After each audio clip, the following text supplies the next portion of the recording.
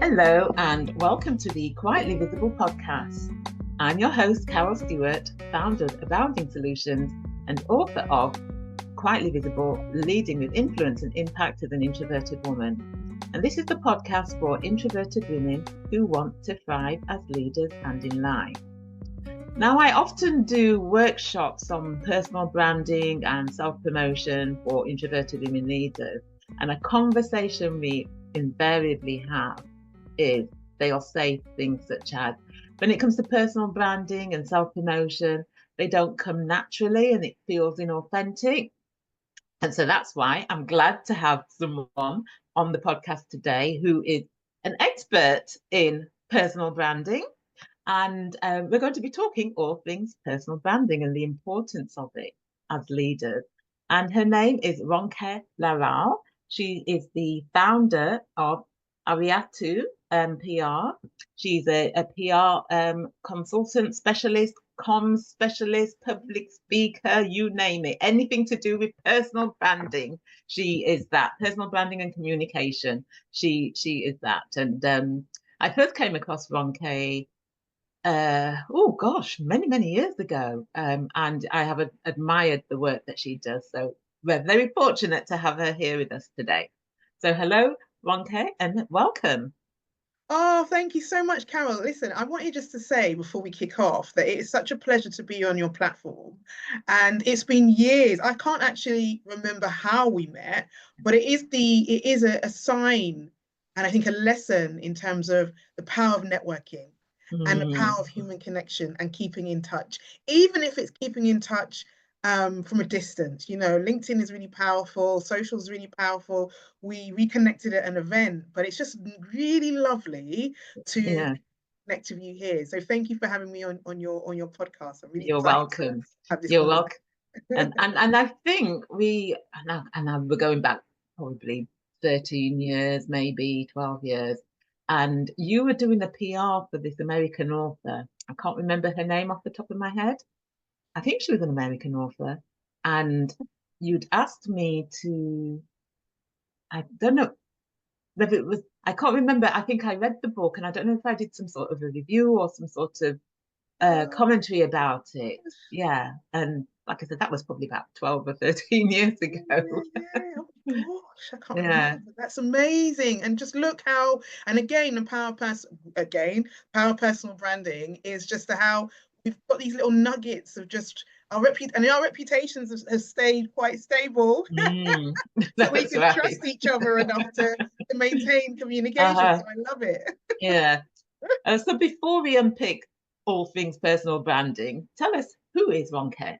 Who are you and what you do? What do you do? Tell us a bit more. Oh, thank you. Well, I am currently a lover of life and of living. So at the moment, I'm reconnecting with what it means to be alive, following a bereavement and losing a loved one not too long ago. It's reminded me about the importance of life and speaking truth about a life and our experiences.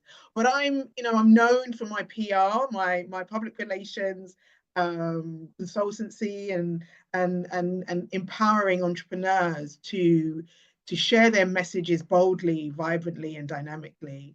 And so what I mean by that is, making sure that they understand the impact of how they communicate and connect with their audiences and the people that they want to build relationships with. And that's why over the past few years, I've been able to slightly, in a way, pivot in a way into more personal brand coaching. It came naturally because it's all foundational. It's all part of a greater flow in terms of showing individuals how they can, put their best put their best selves forward. So as a personal branding coach, I've been able to give my clients the power and the confidence to show the world who they really are. So that is who I am. And I really love conversations. I love talking. So again, over the past few years, I've been doing a lot more training facilitation, event moderation, and public speaking, which actually, as I'm speaking to you now, Carol, I come alive when I think about it. So I've got to tap into that. I just love talking. So I've got to tap into doing that more. That's right. We have to do what lights us up. And so, as I mentioned, a lot of introverted women leaders, when it comes to personal branding, self-promotion, they're things which don't necessarily come natural to them. That introverts are typically not bothered about being in the spotlight. But the thing is, as leaders, and the more senior you get, the more you are going to be in the spotlight. And so it's important that they're able to manage that experience. And that's where the personal branding comes into play. And Jeff Bezos is renowned for this, is well known for the saying, your brand is what people say you when you're not in the room. And that's something which, I always encourage introverted women leaders to think about is, well, what do you want people to be saying about you? And another thing, when it comes to PR, a lot of people think that PR is just for the celebrities or the politicians, those sorts of things. But for leaders, it plays an important part, doesn't it? Yeah. Absolutely, absolutely. This is something I've been so passionate about through the course of my career is empowering people with that understanding of, PR is public relations. So it is about human relationships, right? It's about building trust fundamentally. I think because of the way PR, the reputation of PR, I think people have a perception of it as being, like you rightly say, only for famous people, famous public figures, celebrities. But more than that, beyond that, it's about trust building. It's about maintaining that trust. That's why we still maintain the relationship we have, even if it's virtually. It's about reputational value. There are companies that are spending millions. Like, there's this ideology that all PR, any PR is good PR, which is not entirely fundamentally true. There are companies and individuals who spend hundreds of thousands, millions to make sure that people, the public, humans, have a good perception of them, have a good understanding of who they are. So they try and mold and influence that reputation and influence that perception. And to some degree, now I'm not trying to turn PR into a kind of manipulative exercise, but to some degree, it is about making sure you formulate a brand, a reputation that's rooted in truth. So that's really important. Make sure it's rooted in truth, that people can trust. And it's for everyone. It's for leaders. But, really important for leaders to understand that PR isn't just for celebrities or big brands. It is individual PR is just as important. And that's where, even personal branding comes into play. Yeah. So what can then, well, what are the things that they need to be thinking about when they're thinking about their personal brand? So one of the things I want anybody who's tuning into this podcast and hopefully taking notes to remember is that personal branding activities can be a day-to-day. You've got to set yourself some goals. So I would say set yourself some actionable goals. Where do you see yourself in a few years? What do you want to achieve? What do you want to be known for? How do you want people to recognize? So it's great that you use that quote. What do you want people to think about when you're not in the room? What do you want your brand ambassadors to say about you, your advocates to say about you when you're not in the room? So that means on a day-to-day, on a week-to-week and month-to-month basis, you have to be showing up as a person that you want people to remember you as, right? So I want you to consider what your goals are. Then I want you to start to really put into place some actionable steps, measures for improvement. You've got to be honest and do almost like a personal brand audit. What needs to be improved? Do you need to improve your social media activity, for example? Do you need to look at a newsletter or a blog? Do you need to improve your confidence public speaking? And if you need to make those improvements in those areas, what are the specifics? What specifically do you need to do to start to make a change and make a difference? And also, if you're thinking about the world of work, so if we look beyond the digital landscape, how are you showing up in your organization? If we separate self-employed and entrepreneurs to professionals and leaders in organizations, let's focus on professionals and leaders in organizations. What are you doing in your organization that is consistent with and reflective of how you want to be known as a leader in your organization? And that means Are you an advocate for your team? Are you speaking up regularly in your organization? Are you showing up with confidence and with ease in a way that will ensure that people remember who you are when you're not around? And are you somebody that people can come to? So you've got to also think about, are you allowing space for people to come to you and to recognize, do you have brand value within the organization? So there's lots of things I've kind of shared here, lots of, hopefully people are jotting this down, but lots of ideas and lots of tactical approaches that you can start to implement to improve your personal brand, even if you're an introvert. Yes, you've shared lots of great tips there. So, listeners, I hope you're taking notes. If not, you can listen to it again and again and again so that you get those notes down. And a lot of what you've just talked about there involves that visibility piece, that showing up, speaking up, being present, being accessible.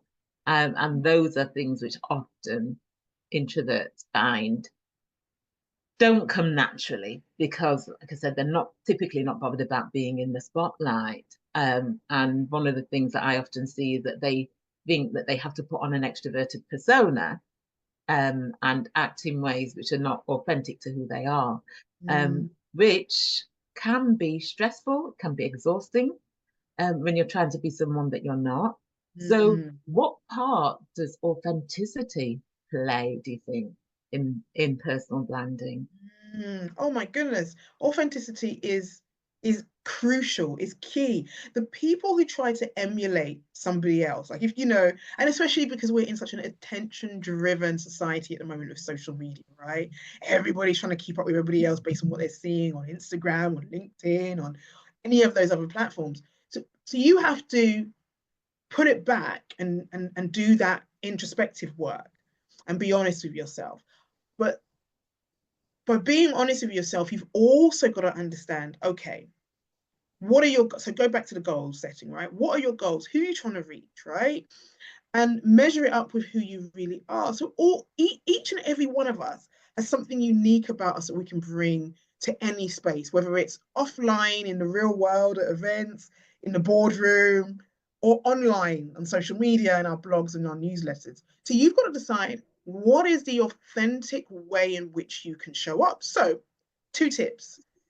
Offline, right?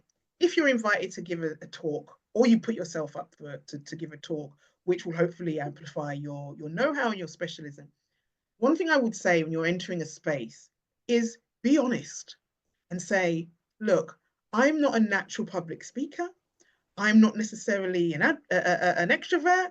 I'm even a little bit nervous, but I come here today to share some of my wisdom and some of my thoughts on this topic. Be honest at the opening, because there's no point in trying to pretend to be this confident extrovert. You're going to exhaust yourself.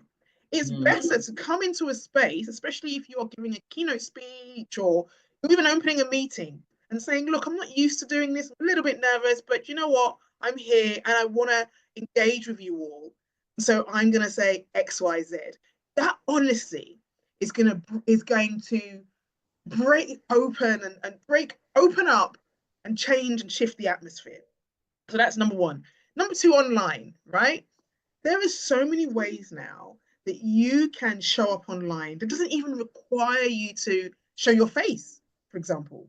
So that could be sharing your thoughts via some quotables, using a platform like Canva to create decks and create Instagrammable quotes that you can share your words on Instagram, on LinkedIn. You can actually even removing that. It doesn't have to get so complicated. You can literally just share your words. So regularly blogging and sharing authentically, using your authentic voice is a way that is reflective of who you are without necessarily trying to be like everybody else, because everyone else is always trying to show themselves, pictures, videos. There's so much noise, right? So I would say find something that is reflective of who you are, and you are going to start to notice a shift in also how you show up regularly, but also you're going to start to attract a tribe and community that is going to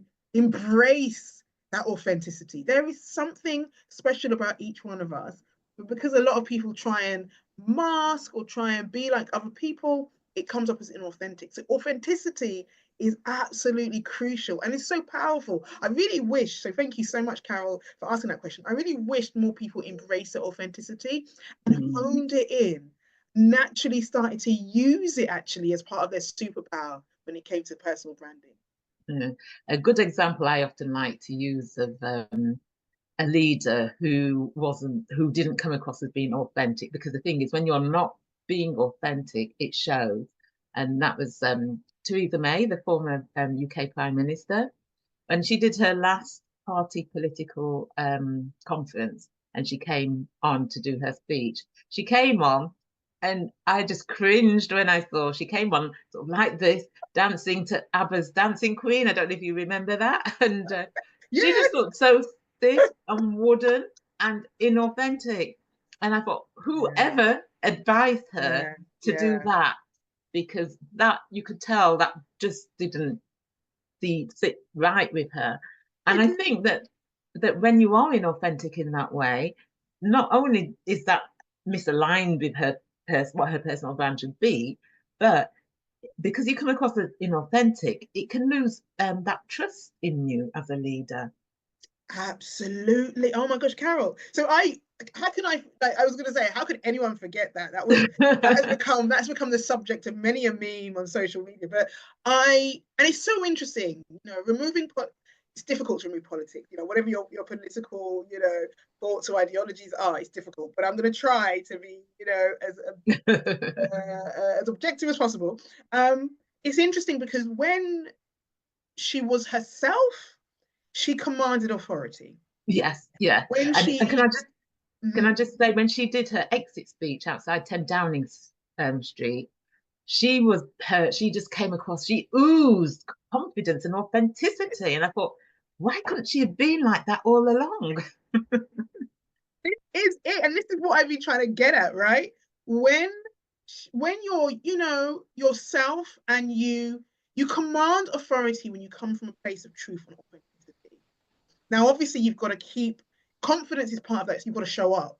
So even like you rightly say, that final speech she gave, and it even had some emotion. She didn't try and shy away from that emotion. Because we got that human connectivity, right? Mm. So when you come from that place, now if you try to overdo things like a dance, okay, look, there's nothing wrong with trying new things, and there's nothing wrong with trying to have fun. Sometimes you try new things and it flops, but it just didn't come naturally to her. And I think she wanted to have fun, but I think there's other ways of doing it that perhaps she could have tapped into that would have probably been more in alignment with who she is. And it's interesting if we're going to do a personal branding analysis of Lisa May. If you look at her, it's so interesting, even just the way she shows up in terms of fashion. Now, I know women often get a lot of interrogation in terms of how we dress and makeup and body. So this is not like a critique on that. It's actually interesting to show when you pay attention to how she shows up in her fashion sense. Actually, she's quite stylish in a very understated classic way, and she takes a few risks, even with that, even with the way she comes up in the way she shows up in her styling. So it's a kind of a shame that she couldn't have leaned into just showing up as she was and just letting her presence, and that includes her styling, speak for itself and just be herself through her voice and command the room. She didn't have to dance. She didn't have to do a TikTok worthy dance to get our attention. And picking up on what you said about styling, I know that what we wear, how we look, should not play a part. But I'm not saying never judge a book by its cover, but people will make a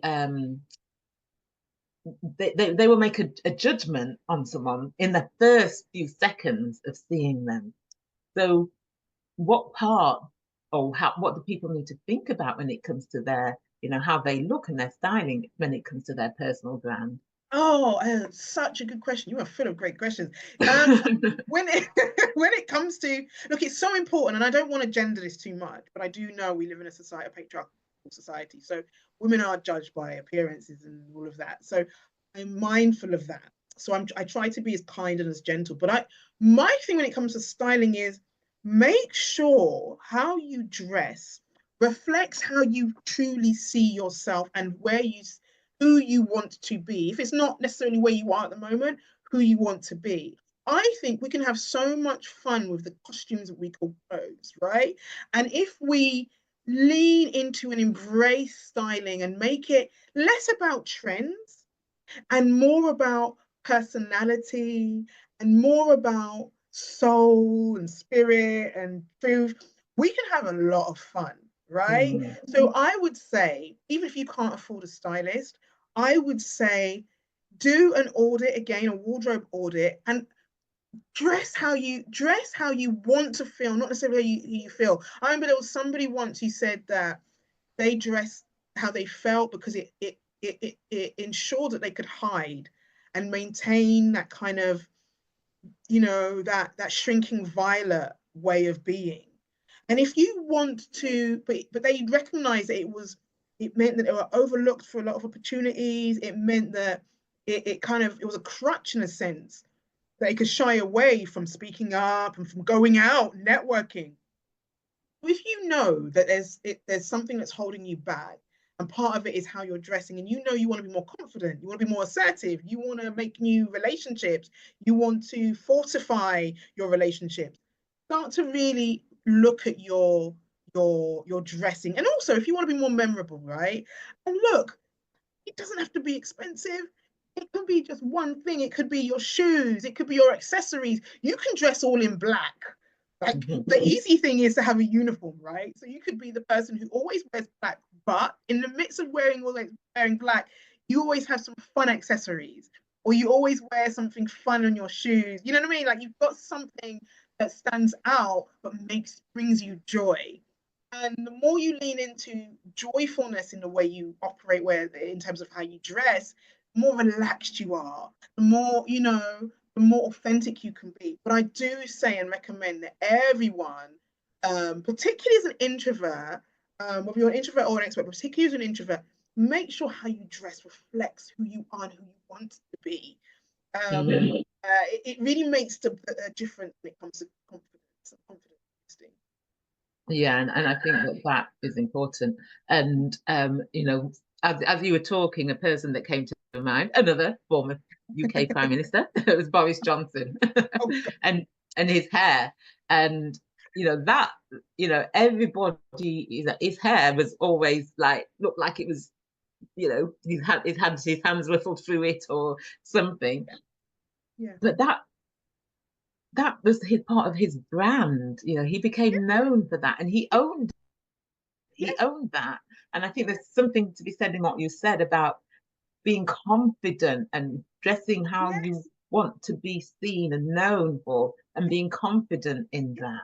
So you don't have to um, conform to what everybody else is wearing.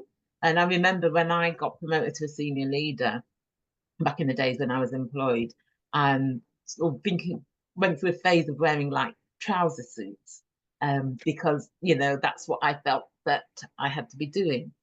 And then it was after being in the role for quite a while that I sort of thought, well, I don't always want to be wearing trousers. I want to yeah, wear dresses yeah, sometimes. I want to wear skirts.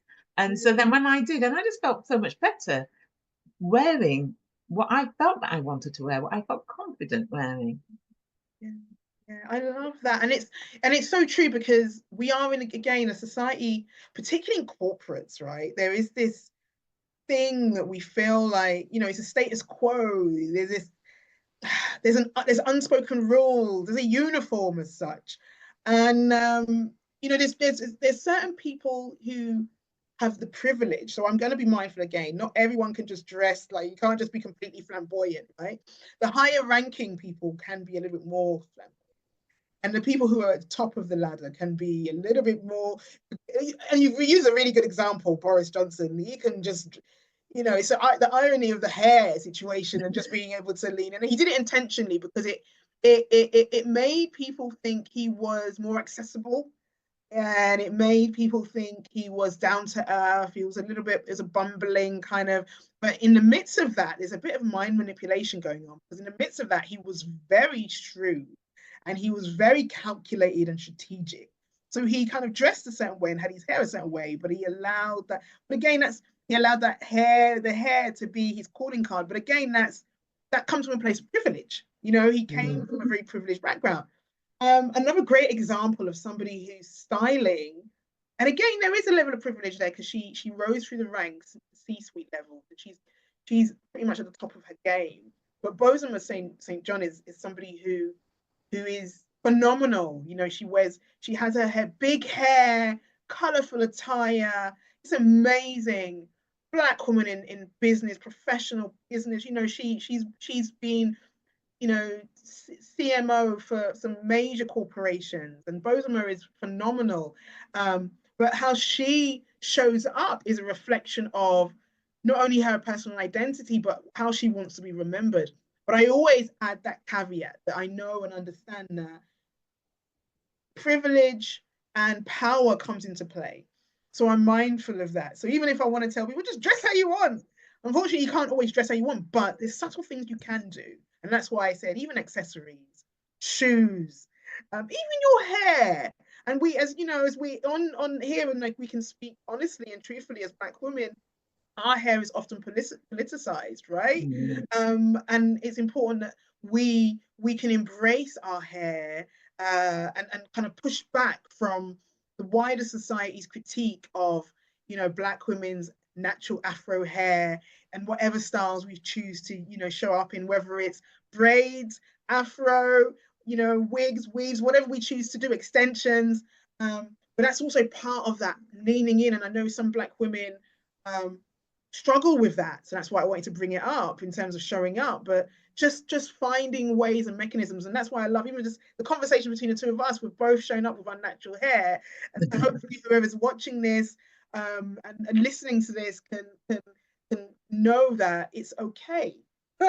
Yeah, I mean, it did take me a long time to get to the place where I could do that sort of as a child, because of how we were made to feel about our natural hair. And you know, it was only when I fell in love with my natural hair and then really embraced it that I was able to rock it how I wanted to. Love that. Yeah. Love that. Uh-huh. So what made you get into personal branding and PR? Yeah, thank you. Curious. Yeah, so the PRing came as an entrepreneurial kind of, I was going to say, adventure, where I saw what I could do for clients, and I was very good at, you know, working on. Back then I wouldn't have called it strategy. Now it's very much strategy, but working on how clients can improve relationships with their key audiences, and the media relations side of PR, right? A lot of clients came to me because they wanted me to speak to the media on their behalf, or engage and get stories to the media. But over the past few years, I've done more and more work with individuals. I was meeting entrepreneurs and functioning professionals who just needed support in positioning themselves, and needed support in PRing themselves. So they needed to understand how they could raise their own visibility, and they needed to understand how they could engage with new and vibrant and dynamic audiences. And I was just really passionate about telling my clients stories and helping them mold their stories. The directors, CEOs, creatives, entrepreneurs that I work with are so incredibly inspirational, and being able to mold and carve out that story, and also give them the tools and tactics to successfully, you know, promote themselves, publicize their work, is just, I love that. I love it. I just love, as you can hear, I love being able to shine a spotlight on amazing, incredible people, particularly people who've kind of been doing the work for many, many years, but haven't been able to push themselves over that edge to success, and to kind of ultimate kind of glory. I'm looking for another word, but glory, I guess, is the word, where you know, they can accomplish things in their own right, and they don't have to necessarily, they're not required to accomplish things with the organizations that they're in, particularly those who are professionals. They can do amazing, exciting things in their own right.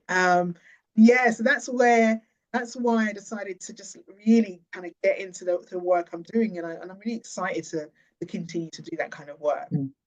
And so what are some of the things that you when it comes to professionals and leaders, senior leaders, what are some of the things that you encourage them to do so that they, that their personal brand, they're getting their personal brand out there, and then Yeah, living and walking their personal brand? that is a great question. And one of the things that I actually, it's so interesting that you asked that, because one of the things that I actually recommend is to do some of the inner work, right? So without sounding too woohoo, I try and encourage them to do that inner work. So whether it's getting themselves a life coach, whether it's getting themselves a therapist or a counselor, to unpack any of the blockages and barriers. So if they're doing that whilst they're working with me, it makes the work so much easier. Because sometimes, and I've had this before, where we're unpacking the whys, why don't you want to maybe do more public speaking? Or why do you feel like you're not good enough to write a book? Or why do you feel like you can't start your own podcast? Or why do you feel like you don't deserve a photo shoot? Something even as small as a photo shoot. Or why are you not more active on social media when you know social media is a great way of attracting potential opportunities for yourself or growing your audience? And then what ends up happening is there's some deep rooted things and stuff that only a qualified professional or a life coach, whether it's a therapist or a life coach, can help them to unpack. So I let them foundationally get them to do that work, and then we really start to look at what are the tactical things that they can do in terms of working on their voice, working on their confidence, working on the strategies that will enable them to achieve the goals they set out for themselves. And there's lots of goals. And sometimes people don't want to admit those goals. Some people don't want to admit. So let's be honest. Some people don't want to admit, for example, that they want to be a dragon on Dragon's Den. People think it's an awkward thing to want to admit, because who wants to say that they want to be on TV? But if we can get to the truth, like, what is it that you want? You want to be a dragon on Dragon's Den. What do we need to do potentially to get you there? Might not happen. It might be that it's something else, another route. We could try something else. But that is a great goal to have and to set in place and set in motion. And so if we set those high goals, if we start to work on that, then we can do the things to get us there. And that can be everything from working on your voice, working on your stage presence. So one thing, a little nugget and a little gem that I recently started encouraging clients and delegates when I do some training to do is find yourself an open mic night or a comedy club open mic, right? And I dare you to get on an open mic and get on a stage to really test yourself and test your voice. Now, that's quite an extreme thing to do, but it's little things like that that will just boost your confidence and really develop a thick skin so that you can put yourself out there in spaces that you might not normally put yourself at. So it's that taking yourself out of your comfort zone, just gradually, step by step, and just pushing and challenging yourself to do a little bit more. But what you said about doing the inner work, that is so important, because oftentimes people have internalized like early life experiences, trauma, oppression. For introverts in particular, for introverted women in particular, it's been the case that having been made to feel that they're not good enough because they are introverted, because extraversion is favored, that has been internalized and can shape what they think and believe about themselves. So yeah, doing that inner work is so important, because before I have a saying that goes, before you can lead others, you have to be able to lead yourself, and self-leadership is key, and that includes doing that inner work so that you're not limited by those beliefs that you have about yourself. Absolutely. Oh, I love that. Yeah, so this is the very interesting topic, as I've said. And so what are some of the last final tips that you can give listeners about sort of developing their personal brand, owning their personal brand, and showcasing their personal brand? Great question. I think the first thing to remember is it's going to feel really uncomfortable. It's going to feel quite icky, actually. So you've got to face that discomfort. And that's why I say do one thing every day. A little subtle thing. It can be a small thing. You can say, okay, today you're going to, go through your wardrobe, or tomorrow you're going to go through your socials and decide which of these socials you're going to commit to. And look, I know I've brought up socials a few times and people are like, oh, do I have to do anything on social? We are in a digital era now. And it's very rare to not be able to have at least something that, especially if you're a professional or an entrepreneur, that is reflective of the digital era. So even if it's not social media, if you decide you don't want to feed the social media beasts, at least have a website or a blog or a newsletter, right? So again, if you don't have LinkedIn, X, you don't have Instagram, that's fine. Well, it's kind of not, but I'll forgive you.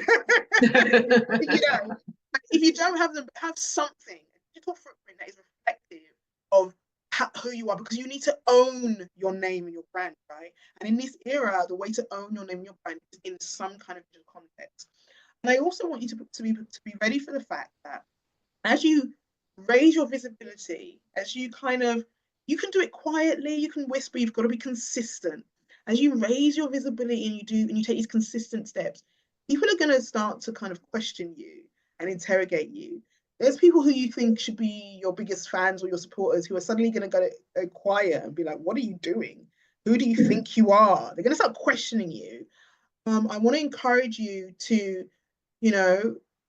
not take too much of that on board and not absorb any of the negativity, and stay focused on what your goals. So once you've identified your goals, stay focused on how you're going to accomplish and achieve those goals, right? And that's where the magic really happens. Is that consistency, that focus. Take the time to rest when you need to rest, but stay focused on your goals and the vision that you have for yourself and your life, and where you see your name, whether it's in lights or whether it's in a book or whether it's in the boardroom, wherever you see your name, the legacy. I think fundamentally, and as we close this conversation, Carol, the important thing to remember is legacy. In life, life as we know we're not immortal. We're not going to live forever. What is going to live forever is the legacy that we leave behind, the impact. And you do have an impact, even in the organizations that you're in. If you're in an organization, you start your own business, whichever way, wherever you slot in this world that we're living in, you have a legacy. So you've got to decide what you want your legacy to be and own it. And I think that is a fantastic thing to say for listeners, for you to think about when you're feeling that, all this feels self-centered, it feels icky, is to think about it's not about you, it's about the impact that you want to make. Yeah. Oh, I love and the that. difference. Yeah, the difference that, because the thing is, if you don't show up, then people aren't going to experience what you have to offer, or experience the difference that you have the potential to make. So yeah, it's not just about you. Oh, beautiful. Thank you. That's a great message. That's a really great yeah. Love that.